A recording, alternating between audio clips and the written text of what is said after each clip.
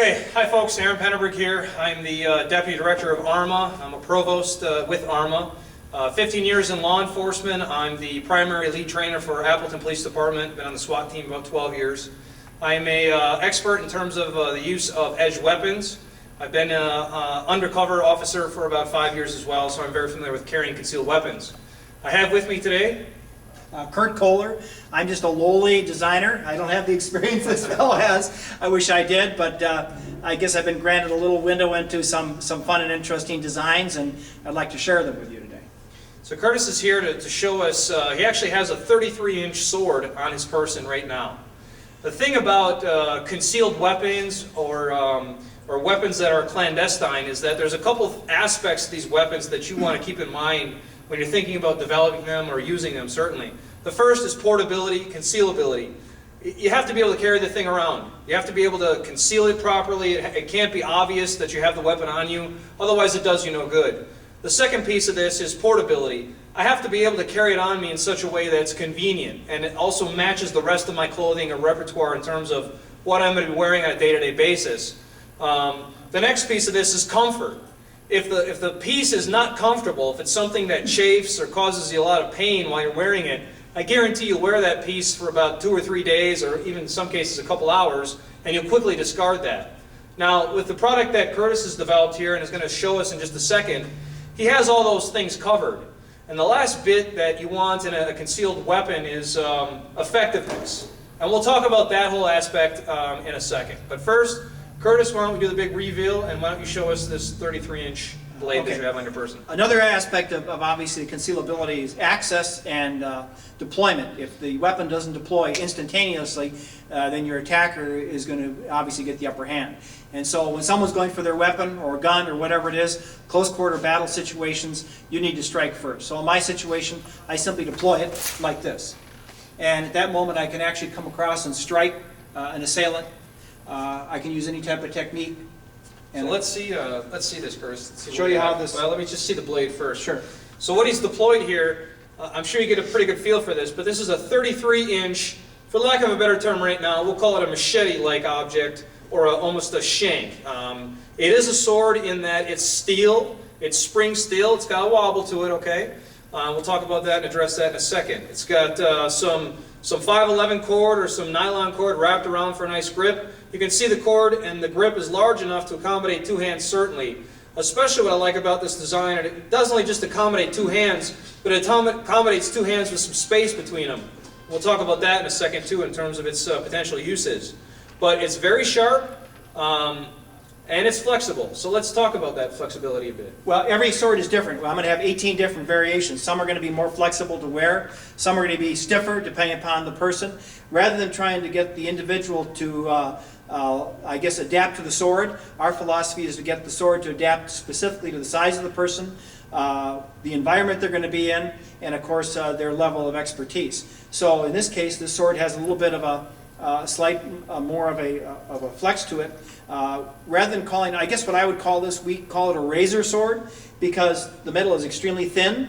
We get our strength from the metal. Instead of making it thicker, we make it wider. And so that gives the blade the strength. And also it gives aerodynamic. It can cut through, we've done experiments with plywood and where other blades get kind of stuck. Not saying this is the same with flesh. I mean, it just cuts right through it very deep. Where other blades are so wide they kind of get stuck. The other side of the context of this is this was designed also with the mind of eskrima, which is the Philippine art of stick fighting. So one-handed usage, it's very light. If you take swords, you'll see that you can handle a sword in multiple areas. It is extremely well balanced. It can be as light as a feather, yet striking can be very quick. So rather than having to transmit what you're going to do with someone, I can strike very quick and come back. I can thrust. I can come up underneath and do multiple moves. What I find interesting about this is remember its context in terms of the way in which a weapon like this would be employed. We're not talking about a sword battle in which this weapon is going to encounter another weapon of its type. We're talking about a close quarters battle in which this is kind of a last-ditch effect almost. We've got, I can see multiple uses for this in terms of maybe a CI, informant, a buy that's gone awry, a hostage-taking situation where they're going to try and take you hostage, Certainly, I think for air marshal usage in terms of airplanes and things, this would be perfectly suited for that kind of environment. Any environment in which you're in close quarters with someone looking to do you some harm, I can see this thing being implemented and used very effectively. Now, in terms of the eskrima-like movements, in the martial arts that I study, we don't spend a lot of time worrying about taking limbs off or taking off fingers and things like that. Our targets are the head and the torso specifically. In our arts, in the arts of Western martial arts and European martial arts, we're looking to end that fight immediately. I don't want to fool around with all these flippy maneuvers and stuff. I want to cack the guy right in the face, and I want to end that fight just like this. This tool, if I take this tool and I hit a human being in the face or the neck or the throat, or certainly into the chest area, this is going to cause some serious damage. I can tell already, based on my experience with cutting tools, that this thing is in fact a razor, and it will move right through tissues in terms of the body. I don't think it's going to have any problem whatsoever getting through any kind of human anatomy. Right. The nice thing about it is it stores very easily in this, it's actually a patented system that we developed, and a lot of work went into metallurgy and engineering and a lot of other things to make this work. We also laminate blades. Every blade is different. I can manufacture whatever an organization wants or a person wants, but in this case we're laminating a series of blades to make this heavier with actually oil.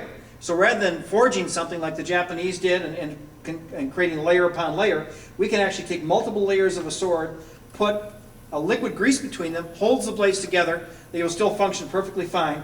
I can actually take the blades apart if I wish and construct an entirely new sword from the original variant. You know, in relation, we're not going to get off topic too much, but in relation, a lot of people want to talk Japanese swords and folding and things like that. That has no bearing in this construction whatsoever. The reason why Japanese were folding those weapons over and over again is to pound out the impurities of that ore. Yes, right. What we're dealing with is modern, cutting-edge, developed steel. We're not concerned at all about impurities in this steel. Right. We know it's scientifically proven to be a certain set grade. 1095 is 1095 high carbon steel. HRC with hardness is anywhere from 54 up to 59 or 60.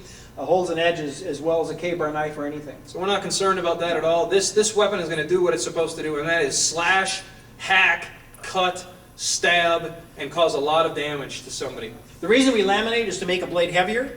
As the blades get shorter, you can't take a thick blade and bend it around your waist.